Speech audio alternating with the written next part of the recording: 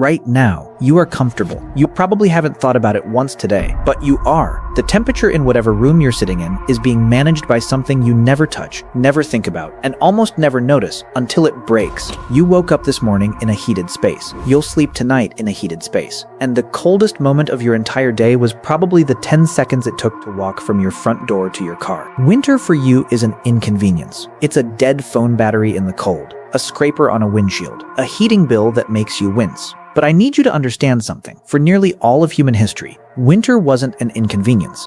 Winter was a patient, methodical, foresighted attack on your survival. And it didn't come at you from one direction. It came at you from four all at once. The cold, the hunger, the predators, and the darkness. And every single one of them was trying to finish you before spring arrived.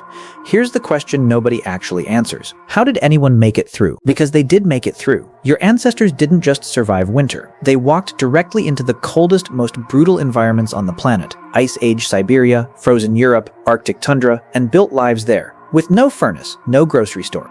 No walls that actually kept the wind out. And what they figured out, one brutal winter at a time, is one of the most remarkable stories in the entire history of our species. By the time this video ends, you're going to understand exactly how they answered each of winter's 4 weapons. And you're going to see yourself and your own psychology completely differently because of it. Stay with me, because where this goes is genuinely extraordinary. And if this is the kind of deep human history that actually explains who we are, subscribe to Neurovex, hit the button, and let's keep going. Start with the obvious enemy, the cold itself. Here's something that surprises most people when they first hear it. The human body is a tropical machine. We evolved in the warm stretches of Africa. Left completely alone, unprotected, unclothed, a human being begins losing core body heat dangerously fast in freezing conditions. Hypothermia sets in within hours. Your fingers stop responding. Your thinking slows to a crawl. And once your internal temperature drops past a certain point, everything shuts down. No claws, no thick fur, no built-in insulation. By any reasonable biological measure, we are among the worst designed large animals on Earth for surviving a brutal winter. And yet, humans didn't retreat from the cold. They marched directly into it. Into Ice Age Europe, into Siberia, into regions where winter temperatures fell so far below zero that exposed skin froze in minutes. So how? Fire. Yes. We'll come back to what fire meant for those long dark nights. But fire has a fatal flaw. It only heats the side of you facing it. The second you step away, to hunt, to gather wood, to do anything, the cold rushes straight back in. Fire alone was never going to be enough.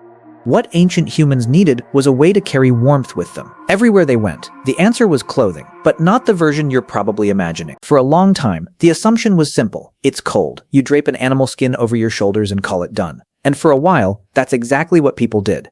But a hide slung over your back leaves openings everywhere. Wind slips in at the sides. Your arms hang exposed. It shifts and falls the moment you move.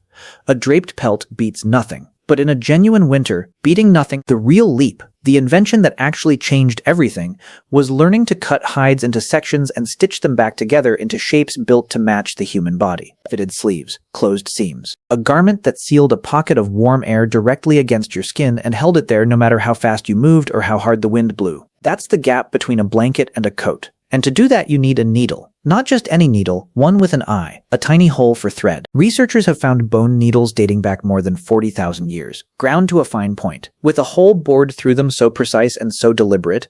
These were not accidents. These were engineered tools, built by people who understood exactly what problem they were solving.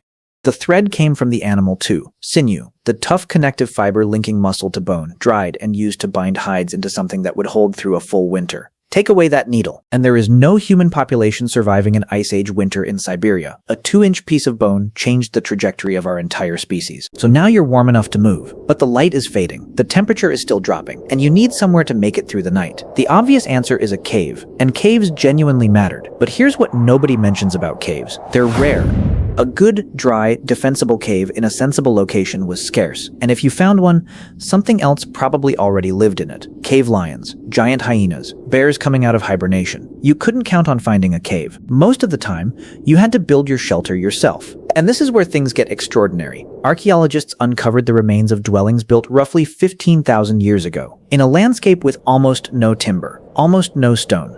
So the people there built their homes from the one raw material available, mammoth bones. They stacked and interlocked the remains of dozens of mammoths into round dome-shaped structures. Jawbones layered like shingles. Enormous tusks arched over the entryways. Hundreds of bones in a single dwelling. These weren't desperate temporary shelters. These were engineered structures, designed to hold through a merciless winter, requiring planning, coordination, and real effort to assemble. Inside, every gap was sealed. Animal hides stretched across interior walls. Turf blocks stacked against the outside. And in one of the most counterintuitive moves in ancient engineering, some groups packed snow against the outer walls, because a thick layer of snow traps air, and trapped air holds heat. Winter's own weapon, turned into insulation. So now you're warm, you have shelter, but winter has a third weapon, and it may be the most patient of all: hunger. Here's something that modern life has erased from memory almost completely. In winter, the land stops feeding you. Plants die back, berries vanish.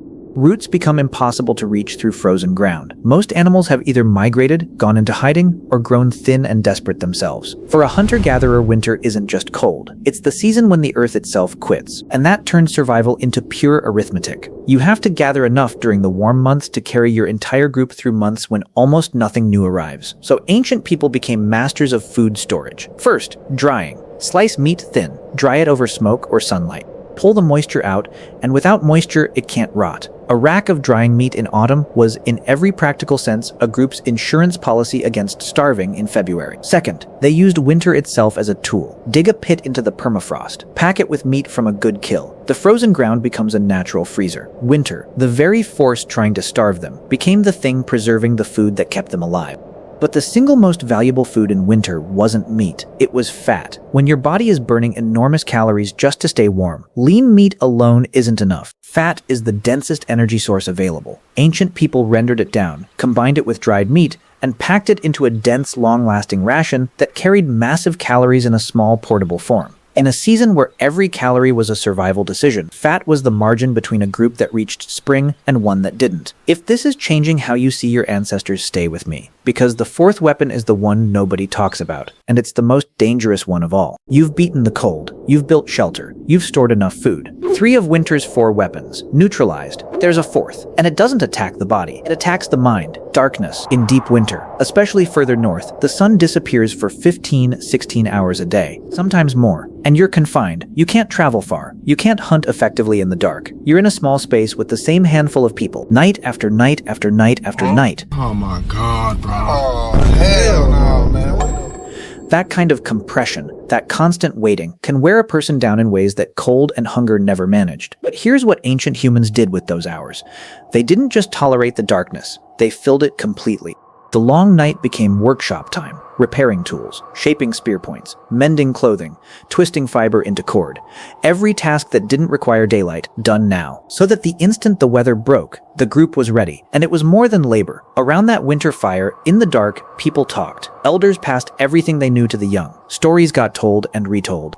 The same tales, carrying a group's memory, knowledge, and identity across generations. A 2014 study examining conversations among the Dobiju Hansi people in the Kalahari found something remarkable. After dark, talk shifted overwhelmingly away from practical matters towards stories, songs, and ritual. Firelight itself seemed to change what people were willing to share. The long, dark winter nights aren't just where people survived. They're where human culture was born. Every myth, every song, every shared story that carried knowledge across generations, forged beside a fire, in the dark, in winter. Now pull back, look at the whole picture, and something extraordinary comes into focus. Winter didn't just get survived. Winter built us. The pressure of the cold pushed people to invent fitted sewn clothing. The scarcity of caves pushed them to invent real architecture, engineered from mammoth bones when nothing else was available. The seasonal gap in food pushed them to invent storage and preservation, and to turn winter's own weapon against it. The long dark nights gave birth to storytelling, culture, and the transmission of knowledge across generations. Nearly every technology that allowed our species to spread into every climate on the planet was forged in the struggle to survive winter. The harshest season on Earth didn't just fail to wipe us out, it made us into something it had no idea it was creating. And here's the part that connects directly to your life right now. The same pattern runs through every human being who has ever been genuinely forged by difficulty. Pressure doesn't just test capability, it creates it. The people who come out of hard seasons, not just surviving, but fundamentally more capable than before, aren't the ones who found a way to avoid the difficulty. They're the ones who answered each weapon with a specific tool. Cold, met with clothing. Hunger met with storage and strategy. Darkness met with fire and story. Not one general response. 4 specific answers to 4 specific threats. That's not luck. That's intelligence applied under pressure. And that intelligence, that pattern of response, is exactly what your ancestors passed down to you. If this hit different, share it with someone who thinks they know how the world got built, because they probably don't know the half of it. And the next video, we go even deeper into the hidden psychology behind how humans solve impossible problems. That one is going to change how you think about your own potential. I'll see you there.